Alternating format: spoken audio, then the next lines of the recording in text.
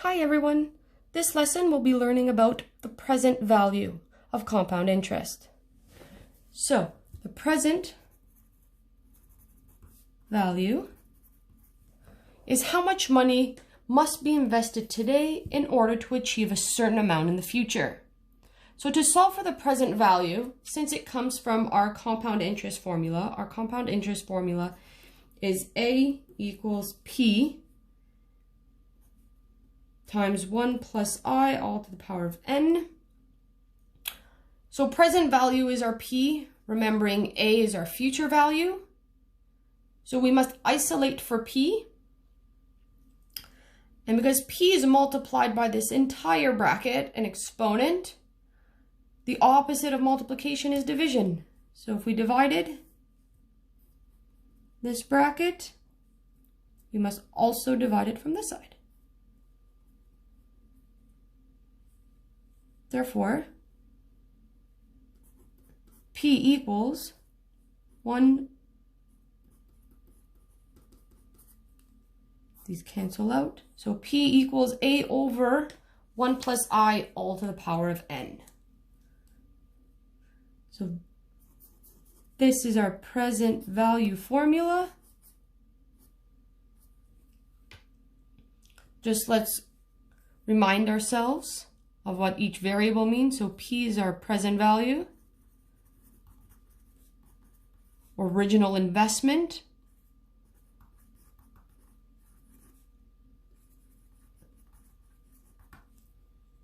A is our future value,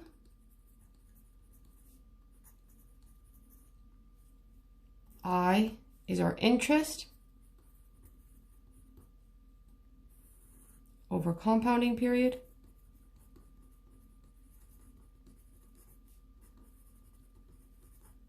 remember, interest is always in decimal form. And n is the number of compounding periods.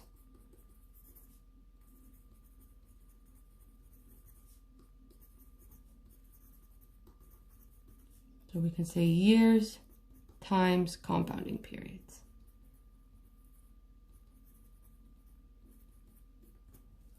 So let's look at a few examples. So in example 1, an investment earns 5.25% annual compounded monthly. Determine the present value if the investment is worth $10,000 in 10 years. So, how do we know if we're solving for present value or future value or simple interest? So one is to determine what we're being asked.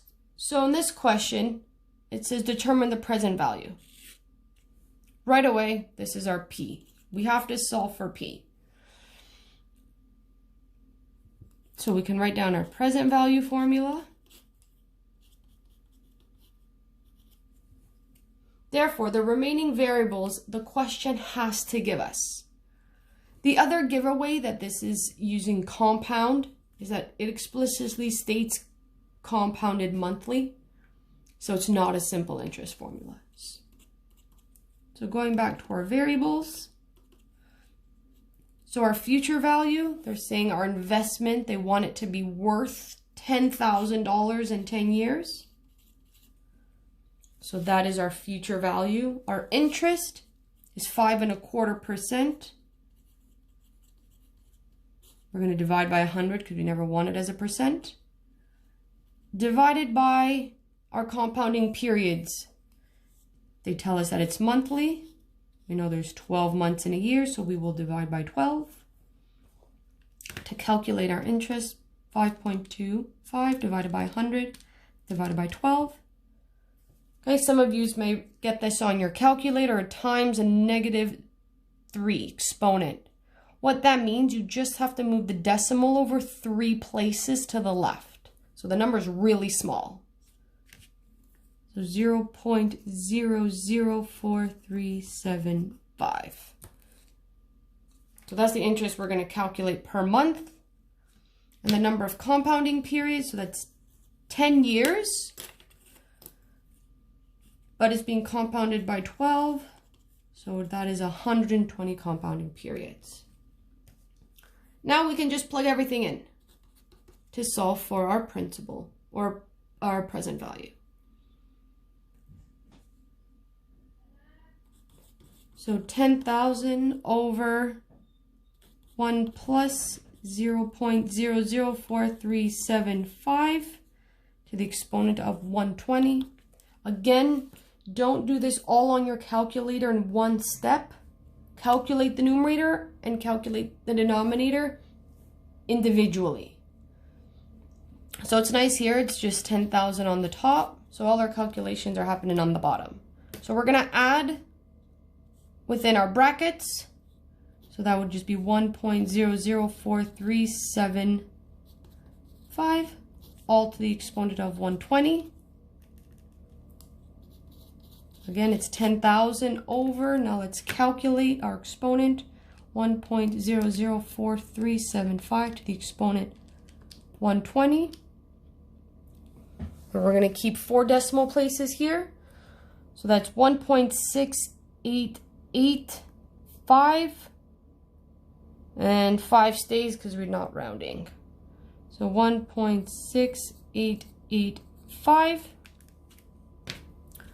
Our last step is we can divide both our numbers. So 10,000 divided by 1.6885. So $5,922.42.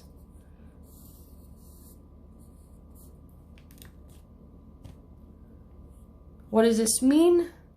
That we must invest $5,922 at 15.25% for 10 years to get $10,000. So therefore, the present value of the investment is $5,922.42. Let's look at another example.